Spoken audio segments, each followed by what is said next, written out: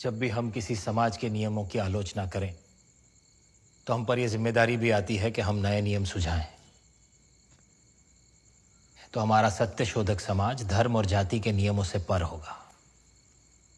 हम मनुष्य और ईश्वर के बीच में सीधा संपर्क बनाने का प्रयत्न करेंगे, जहां बीच में कोई पुरोहित नहीं होगा। ऐसा हुआ तो अंग्रेज भी हमारा साथ देंगे। याद रखिए, अंग्रेज हमारा भला करने नहीं आए। वो हमें चर्च में ले जाएंगे और अपना एहसान जताएंगे, क्योंकि वो जानते हैं कि हमें अपने मंदिरों में नहीं जाने दिया जाता।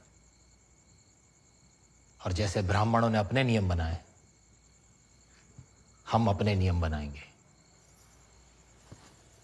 हमारे सत्य शोधक समाज का सबसे बड़ा उद्देश्य रहेगा कि किसी को शूद्र नहीं,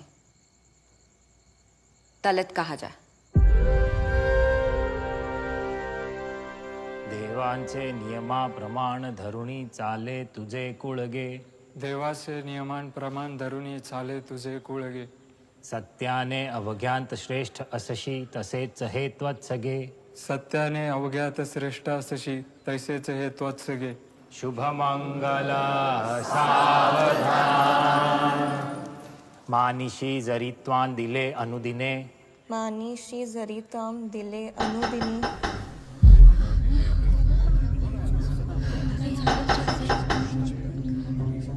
दरवाजा खोलो।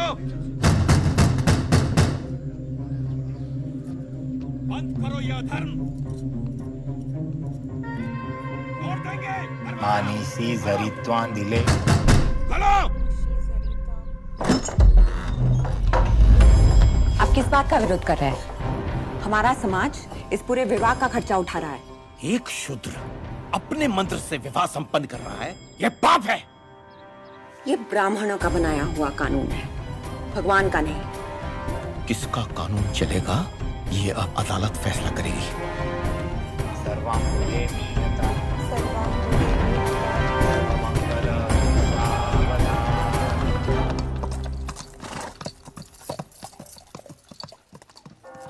Jyotibai Phule and Sastri Phule. Court में दलील रखी गई।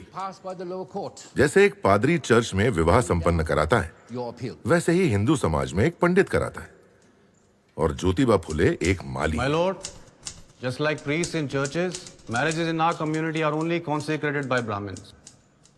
Jyotiba Phule is neither a Brahmin nor, in fact, he comes from a family of florists, Phule. So he is not authorized to solemnize marriages. So, you're a gardener now.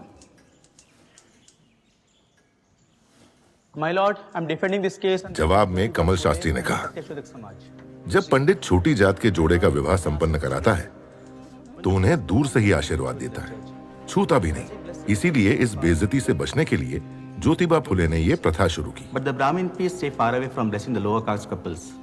They consider it below their dignity. That's humiliating. Precisely, my lord. To fight this humiliation, Jyotiba and Savitri have conducted marriages without any priest. और ब्राह्मणों को ये चिंता थी कि अगर ये प्रथा शुरू हुई तो उनकी आमदनी का नुकसान होगा। ये धर्म का नहीं, रोजी रोटी का सवाल था। ज्योतिबा अपनी प्रथा चलाना चाहते हैं तो चलाएं, लेकिन विवाह की आय ब्राह्मणों को दे। Then I pray that the fees that is to be paid in such cases be paid to the Brahmin priests who are being deprived of their livelihood.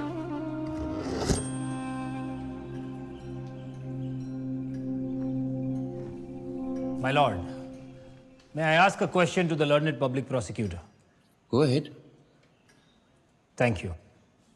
Do you shave? Yes, every day. But what is the connection, my lord? Do you do it yourself? Yes, I do. Jyoti was wasting the time of the court. By shaving yourself, aren't you depriving the barbers of their livelihood? According to your logic, you should pay them the fees they charge for shaving.